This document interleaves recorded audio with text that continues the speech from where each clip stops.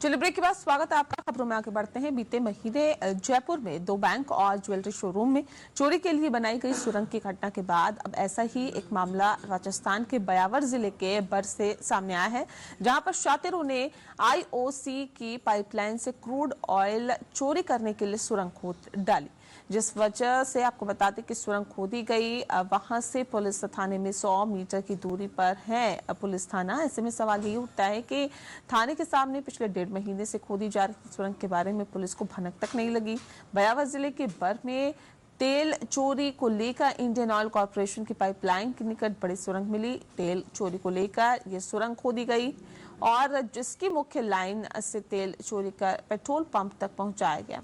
IOC की line में शातिरों ने सेंधमारी कर 100 फीट लंबी लाइन बिछा दी और दरअसल क्रूड ऑयल की लाइन गुजरात से हरियाणा जा रही थी और पिछले लंबे अरसे से पेट्रोल पंप बंद पड़ा हुआ था और ऐसे में शातिरों ने आईओसी की लाइन में सेंधमारी कर 100 फीट लंबी लाइन बिछा दी। एचपी के पेट्रोल पंप से आईओसी की मुख्य लाइन तक अलग लाइन बिछाई और पेट्रोल पंप परिसर में लाइन लगाकर क्रूड ऑयल चोरी करते थे। आईओसी की ओर से बर थाने में मामला दर्ज करवाया गया।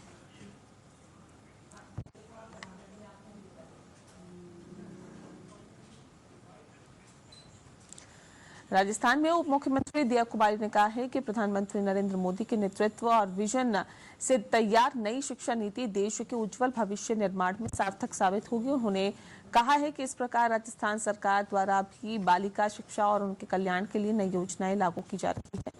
उन्होंने कहा कि राजस्थान सरकार योजनाओं के माध्यम से महिला सशक्तिकरण की नई इबारत लिख रही है। उन्होंने बेटियों का आह्वान किया कि वे असंभव शब्द को अपनी डिक्शनरी से हटाकर नई ऊर्जा के साथ आगे बढ़े और राजस्थान का नाम रोशन करें।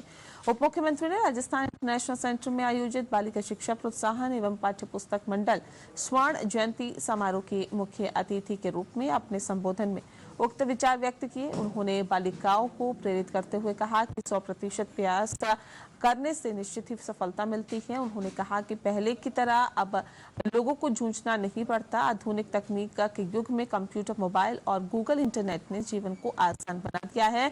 और दिया कुमारी ने कहा कि केंद्र सरकार की ओर से नई शिक्षा नीति, बेटी बचाओ बेटी पढ़ाओ योजना, सुकन्या योजना और बालिका समृद्धि योजना, उज्ज्वला योजना, प्रधानमंत्री मातृवंदन योजना जैसी कई योजनाएं चल रही है।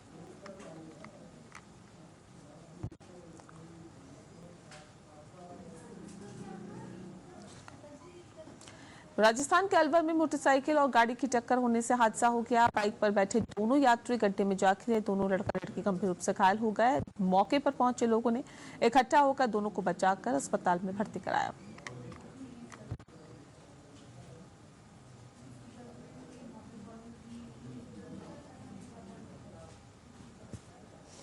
कोटपुतली के महाराजा सूरजमल जाट छात्रावास में महाराजा सूरजमल की जयंती पर जिला स्तरीय प्रतिभा सम्मान समारोह आयोजित किया गया। सम्मान समारोह में बतौर मुख्य अतिथि बीजेपी के पूर्व प्रदेश अध्यक्ष सतीश पुनिया ने शिरकत की। समारोह को संबोधित करते हुए सतीश पुनिया ने कहा कि समाज की प्रतिभाओं का सम्मान करना, उनको ऊंचाइयों तक पहुंचाना ही समाज का उद्देश्य है। पुनिया ने समिति के पदाधिकारी को बधाई देते हुए प्रतिभाओं के उज्जवल भविष्य की कामना की और कहा कि ऐसे पुनीत कार्यों में हमें बढ़ चढ़कर हिस्सा लेना चाहिए।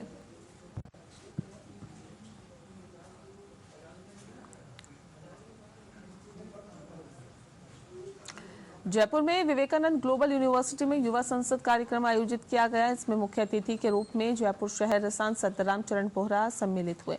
युवा संसद में समान नागरिक संहिता पर चर्चा हुई, जिसमें 100 विद्यार्थियों ने भाग लिया। युवाओं को संबोधित करते हुए सांसद बोहरा ने कहा कि आज पूरे देश में समान नागरिक संहिता की चर्चा हो रही है। उत्तराखंड में हाल ही में समान नागरिक संहिता को लागू किया गया।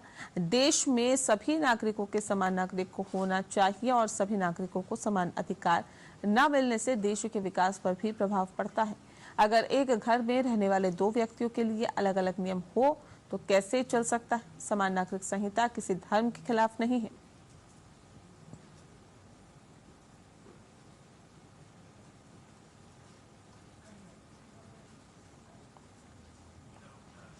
बानसूर कस्बे में राज्य सरकार की ओर से चलाई जा रही अन्नपूर्णा रसोई योजना का बानसूर उपखंड अधिकारी राहुल सैनी ने औचक निरीक्षण किया।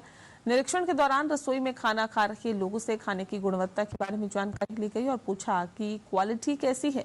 अन्नपूर्णा रसोई के अंदर उपखंड अधिकारी राहुल सैनी और नगर पालिका कनिष्ठ अभियंता कृष्ण कुमार और कृष्ण नरेंद्र यादव ने रसोई का खाना खाया। उपखंड अधिकारी ने बताया कि रसोई में साफ सफाई अच्छी पाई गई।